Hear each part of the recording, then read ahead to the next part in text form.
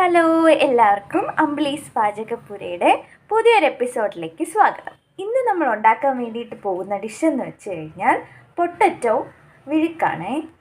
അതിനായിട്ട് നമ്മളിവിടെ പുഴുങ്ങി അരിഞ്ഞു വെച്ചിട്ടുള്ള പൊട്ടറ്റോ എടുത്തിട്ടുണ്ട്. പിന്നെ 2 സവാളയാണ് നമ്മളിവിടെ അരിഞ്ഞു വെച്ചിട്ടുള്ളത്. അടുത്തതായി ഒരു ചീനച്ചട്ടിയിലോട്ട് നമുക്ക് വെളിച്ചെണ്ണ ആഡ് ചെയ്ത് കൊടുക്കാം. എണ്ണ ഒന്ന് ചൂടായി വരുമ്പോൾ അതിലോട്ട് കടുക് നന്നായിട്ട് പൊട്ടുമ്പോൾ അതിലോട്ട് നമുക്ക് കറിവേപ്പില ആഡ് ചെയ്യാം. ഇനി അതിലോട്ട് നമുക്ക് സവാള ആഡ് ചെയ്യാം.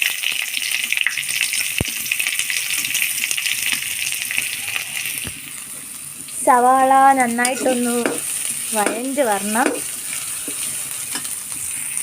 ആവശ്യത്തിന് ഉപ്പൂടെ ചേർത്ത് നമുക്ക് നന്നായിട്ട് അതിനൊന്ന് വഴറ്റിയെടുക്കാം. നന്നായിട്ട് അതൊരു ബ്രൗൺ കളറായി വരുന്നത് വരെ നമുക്കൊന്ന് വഴറ്റി കൊടുക്കാം.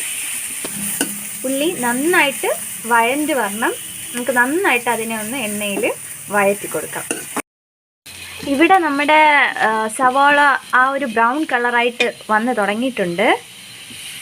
അതിലോട്ട് നമുക്ക് കുറച്ച് മഞ്ഞൾപ്പൊടി ആഡ് ചെയ്ത് കൊടുക്കാം.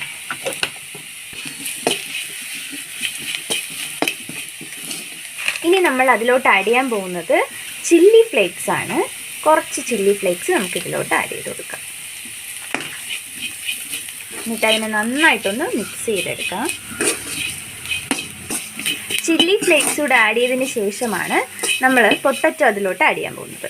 പൊട്ടറ്റോ നമ്മൾ പുഴുങ്ങി വെച്ചിരിക്കുന്ന ആ പൊട്ടറ്റോ ചെറിയ ചെറിയ പീസായിട്ട് വെച്ചിട്ടുള്ളത് അതിലോട്ട് ആഡ് ചെയ്ത് നന്നായിട്ട് മിക്സ് ചെയ്ത് അതിനെ എടുക്കണം. കുറച്ച് ഉപ്പൂടെ ആഡ് ചെയ്ത് കൊടുക്കുക. അതിലോട്ട് ഉപ്പൂടെ ആഡ് ചെയ്തതിന് ശേഷം നന്നായിട്ട് ഇതിനെ നമുക്ക് മിക്സ് ചെയ്ത് കൊടുക്കാം. നേരത്തെ പുഴുങ്ങി വെച്ചതുകൊണ്ട് തന്നെ നമുക്ക് അധികം ഒന്നും ഇതിനെ വേവിക്കേണ്ട ആവശ്യമൊന്നും വരില്ല. സിമ്പിളായിട്ട് തയ്യാറാക്കി എടുക്കാൻ പറ്റുന്ന ഒരു ഡിഷാണിത്.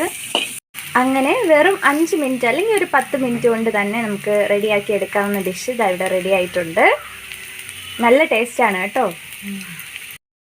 അങ്ങനെ നമ്മുടെ പൊട്ടറ്റോ മെഴുക്ക് പുരട്ടി ഇതാ ഇവിടെ റെഡി ആയിട്ടുണ്ട്. നല്ല ടേസ്റ്റാണ് കേട്ടോ. ട്രൈ ചെയ്യുക. പുതിയൊരു റെസിപ്പിയുടെ വീഡിയോ ആയി വീണ്ടും വരുന്നതായിരിക്കും. Stay tune.